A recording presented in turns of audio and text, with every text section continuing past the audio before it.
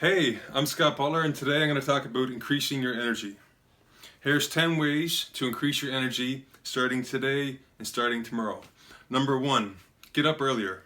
When we get up earlier, we have extra hours at the beginning of our day to focus on increasing our energy. We also feel more confident about ourselves because when we master our morning, we master our confidence. Number 2, exercise.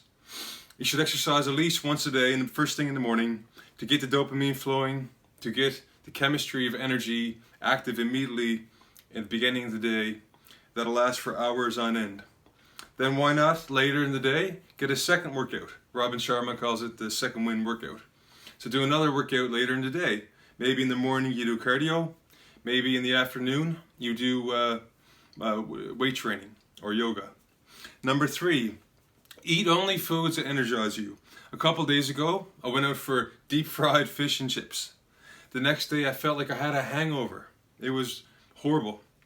So figure out what those foods are for you, experiment a bit, but focus on natural foods. The fruits, the vegetables, the natural foods.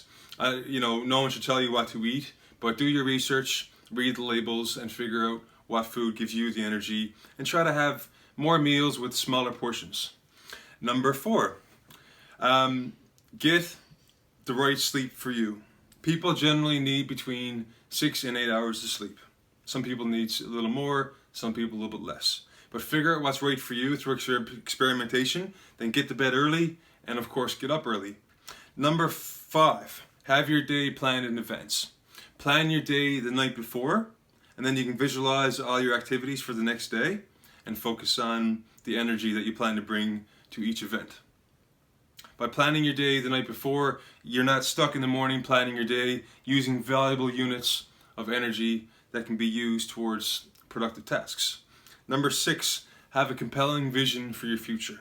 Having a clear, compelling vision that motivates you obviously gives you energy. Without that clear vision, without specific, detailed, vivid vision that excites you, you won't have the energy that those that have a clear vision that excites them do. It's a little bit of common sense, but it's not common practice. So get out your journal, start thinking daily about who you are, your passions, your purpose, your vision, your values, and what you want to achieve, be, do, and have in your life. Okay. Number 7, remove distractions. So there's 2 major forms of distractions. Generally speaking, there's more than 2, but the 2 I want to focus on today, one is technology, your cell phone, the social media, the constant buzz of your cell phone that distracts you from the task at hand, and that takes away units of energy. The second type that you should reduce is clutter, both in your home and in your office, and in your car. Clear out all the clutter.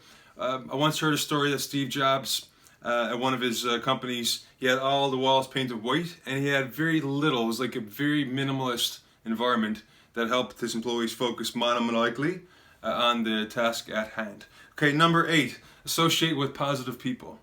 You become who you associate with, and emotions and energy is contagious. So the more that you associate with people with higher energy, higher goals, higher vision, a little more passion, positive emotions, that will wear off on you, and you will become more like those people that you associate with. Okay, number 9, there we go. Number 9, be intentional about the emotions that you want to generate.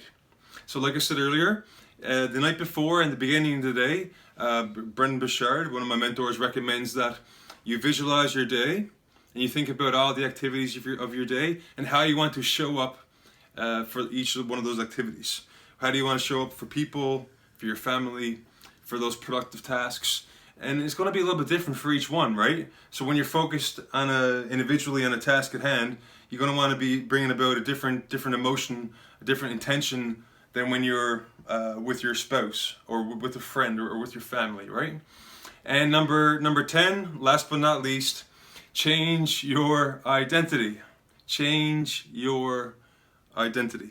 So changing your identity, it sounds complicated, but really we're constantly telling a story to ourselves. And a lot of that story is based upon our childhood and earlier experiences and what other people fed us, society, culture, family, school. But at any time, we can decide, wait, that story is not serving me anymore. that story is obsolete. It's time to turn the chapter and start a new story. And all great motivational speakers, in my opinion, talk about this. They all do, using similar and sometimes different terminology. So how do you create that new story?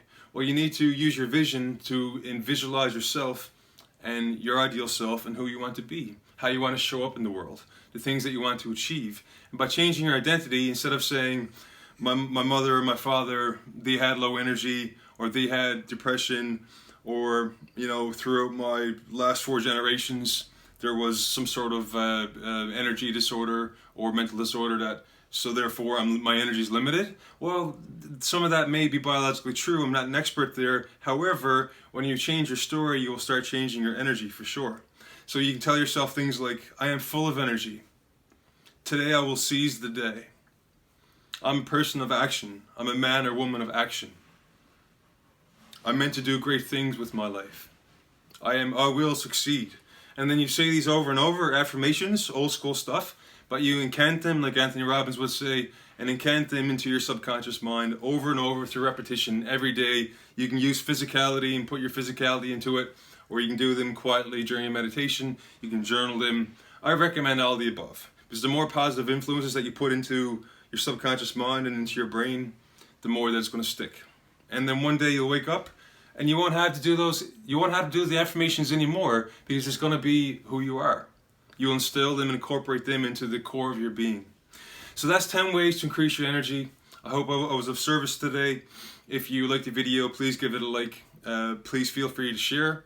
And until next time, be strong and increase your energy.